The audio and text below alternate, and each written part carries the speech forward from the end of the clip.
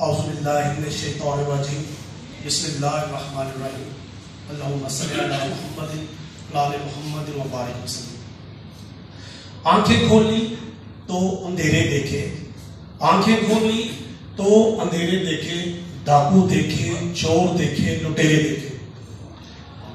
ہم نے ملک میں 72 سال سے یہ دیکھتے آ رہے ہیں۔ سب سے پہلے میں شکر گزار ہوں کہ اس شہر میں کوئی بھی مسئلہ ہو، کوئی پرابلم ہو، استاد محترم اور ان کی ٹیم ہمیشہ سب سے پہلے عوام اٹھاتے ہیں اور سب کو ساتھ لے کے چلتے ہیں۔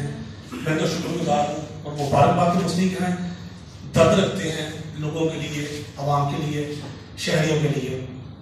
سب سے پہلے تو میں اس پروگرام کی وساطت سے وزیر اعظم پاکستان عمران خان اور ان کی ٹیم سے میں کہوں گا کہ جو لفظ بولتے ہیں کہ جو تاجروں کے متعلق کہ چور، ٹیکس چور، اس کی میں مذمت کرتا ہوں اور اس پلیٹ فارم سے اپیل کرتا ہوں کہ آپ یہ لفظ واپس لیں۔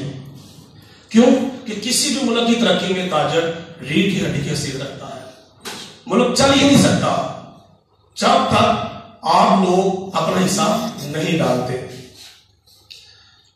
صاحب نے بات کی، میں 3 ہفتے پہلے سے جناب پہلی پریس کانفرنس پشاور میں کی، دوسری اسلام آباد میں کی، تیسری لاہور میں بھی کی، اب حیدرآباد، کراچی اور بلوچستان اسی ایشو پہ جو یہ دشمن، عوام دشمن جو انہوں نے بجٹ پیش کیا ہے، جو غریب عوام کو مارنے کے لیے پروگرام بنایا ہے، اس پہ آواز اٹھائی۔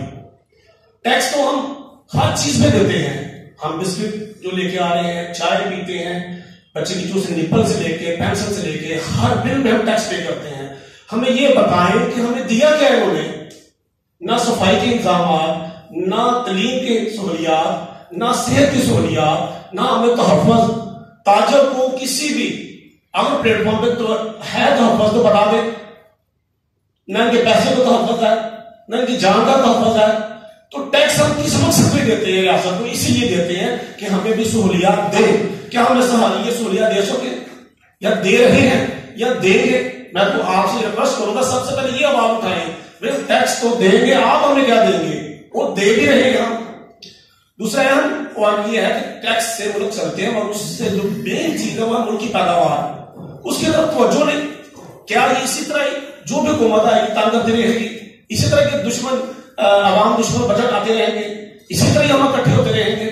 میں بھاجپا صاحب کی بات کو بالکل آگے بڑھاؤں گا کہ سب سے پہلے ایک پالیسی کیا ہے، سب تاجر اکٹھے ہوں، آپ ایک ٹیبل پہ بیٹھیں، ایک پلیٹ فارم پہ اکٹھے ہوں کہ ہمیں جو آواز اٹھانی ہے وہ ایک دفعہ اٹھانی ہے۔ سب کا مسئلہ ایک ہے، یہ بیسک جتنا ٹیکس کا نظام آ رہا ہے یا جتنی ان کی عوام دشمن پالیسی ہے، ڈائریکٹلی عوام کے ساتھ کرنا ہے۔ اس کا عوام اٹھی مرے گی۔ کیا چند دن پہلے دیکھیں میاں بیوی اور 2 بچوں نے نہر میں خودکشی کر لی، ایک نوجوان نے دیکھیں ریلوے ٹریک پہ خودکشی نہیں کر لی۔ کیا خودکشی اسی طرح ہوتی رہے گی؟